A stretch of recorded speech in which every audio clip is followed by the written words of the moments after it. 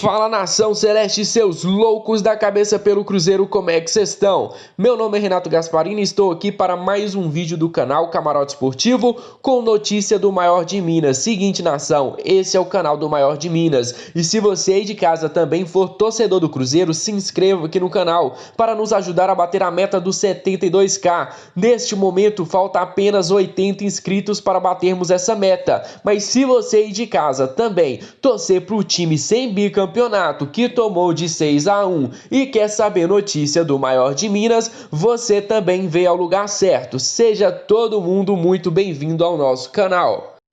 Olha só, nação, é com muita alegria no coração que eu falo para vocês. Hoje tem Cruzeiro, hoje tem o Maior de Minas dentro de campo. E vale lembrar, para essa partida o Filipão terá o retorno do lateral esquerdo Matheus Pereira, o retorno do zagueiro Léo, o retorno do zagueiro Kaká e também o retorno do volante Jadson, aquele mesmo, o orelhudo. Espero realmente que o Filipão não utilize o jogador que, pelo menos na minha opinião, não agrega em nada dentro de campo.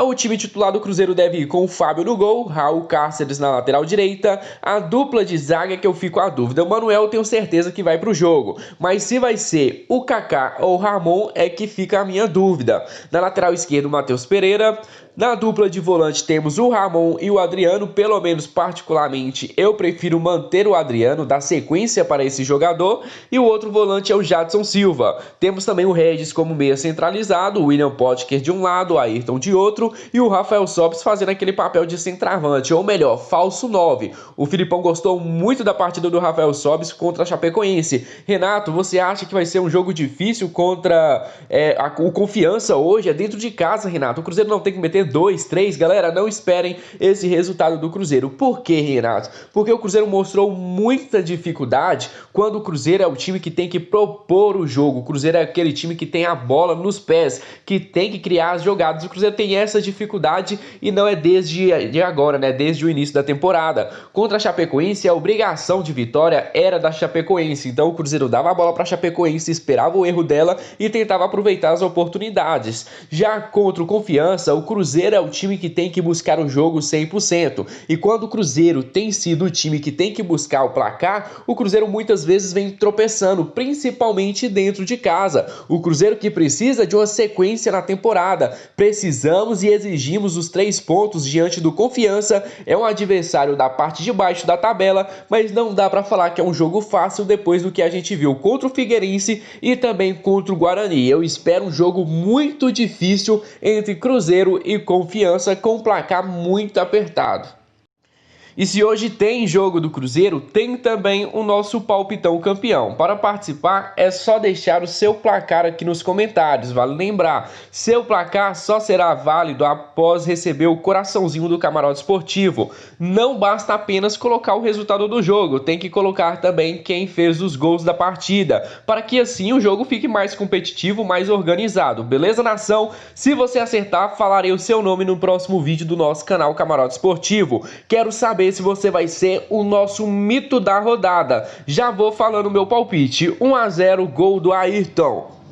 Olha só, nação, para cada rodada do Brasileirão existe uma seleção da rodada e dessa vez não foi diferente. Na 23ª rodada tivemos 3 jogadores figurando nessa seleção. Gostaria de parabenizar o zagueiro Ramon, foi muito merecido, fez uma excelente partida.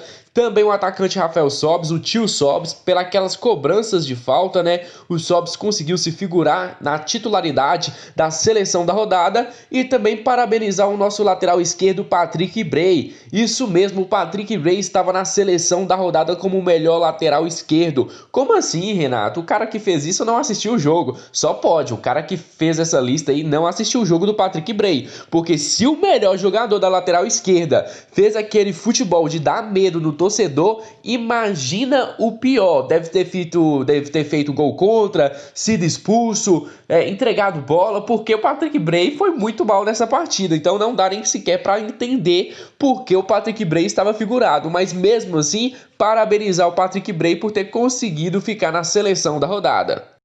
Seguinte nação, o Cruzeiro já anunciou mais uma vez o atraso da sua folha salarial. Isso mesmo, mais um mês com seu salário atrasado, o que é super normal na temporada de 2020, não só no Brasil, mas como no mundo todo. Vale lembrar, na última vez o Cruzeiro vendeu o Caio Rosa para quitar a sua folha salarial. Dessa vez o Cruzeiro terá que buscar outro meio ou vender outro jogador para quitar a folha salarial tanto do feminino quanto do masculino, também do administrativo e do futebol de base. Normalmente, né, o Cruzeiro paga todo mundo para deixar por último o futebol principal do masculino.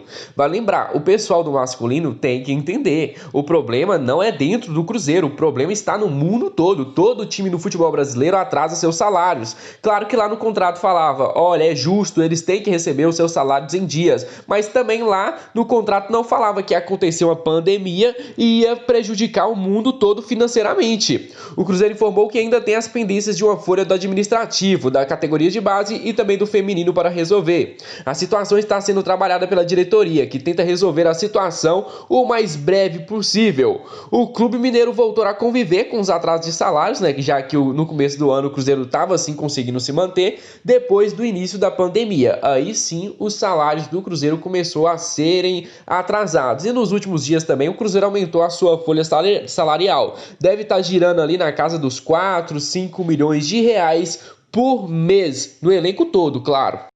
O Cruzeiro também anunciou que nas últimas semanas reduziu a sua dívida em 200 milhões de reais, uma notícia muito boa. O Cruzeiro informou ter reduzido mais de 200 milhões de reais da sua dívida após celebrar o acordo com o atacante Fred há uma semana e a Procuradoria-Geral da Fazenda Nacional no dia 23 de outubro. Com isso, estima-se, né, que o débito do clube, que antes era de 950 milhões de reais, um pouco mais, um pouco menos, esteja hoje abaixo dos 750 milhões de reais. Um pouco mais, um pouco menos, fica nessa faixa aí.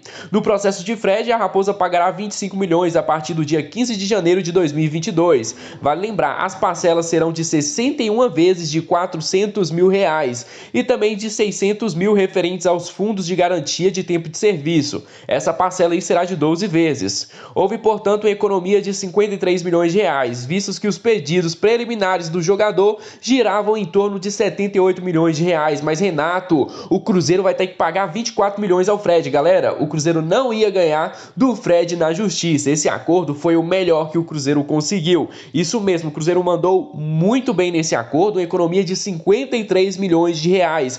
Mesmo assim, foi uma economia muito grande. Vale lembrar, se o Cruzeiro fosse punido, esse valor dos 78 milhões teria que ser pago de imediato. O Cruzeiro teria que vender patrimônio para vender isso aí, para pagar isso de imediato.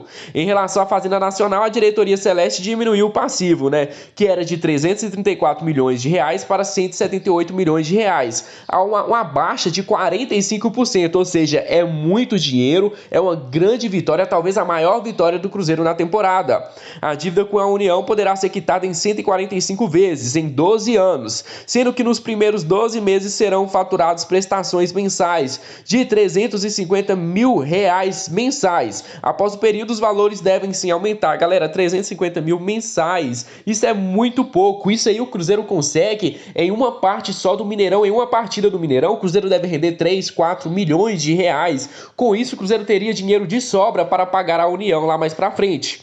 O ano de 2020 ainda ficou marcado, né, pelo encerramento de vários processos na FIFA, como o do Paulo Bento, do Cunti Caicedo, do Rafael Sobis, do William do Bigode e também do Ramon Abdo, uma quantia paga pelo Cruzeiro de cerca de 40 milhões de reais. Então eu gostaria de parabenizar a parte jurídica do Cruzeiro, ao presidente Sérgio Santos Rodrigues, que está cuidando do extracampo do Cruzeiro. Dentro de campo temos críticas em cima do David, temos críticas em cima do time montado pelo Cruzeiro, mas fora de campo o trabalho é excepcional. Eles estão fazendo mágica com o Cruzeiro. Por quê, Renato? Mas, Renato, o Cruzeiro ainda tem uma dívida de 750 milhões de reais, galera. Só para você ter ideia, no começo da temporada tinha dúvida que a gente ia chegar no final da temporada. E no ano que vem terá essa dúvida novamente, mas o Cruzeiro é muito grande e o Cruzeiro vai sair dessa. E um dia vamos estar todos nós rindo dessa história, se Deus quiser.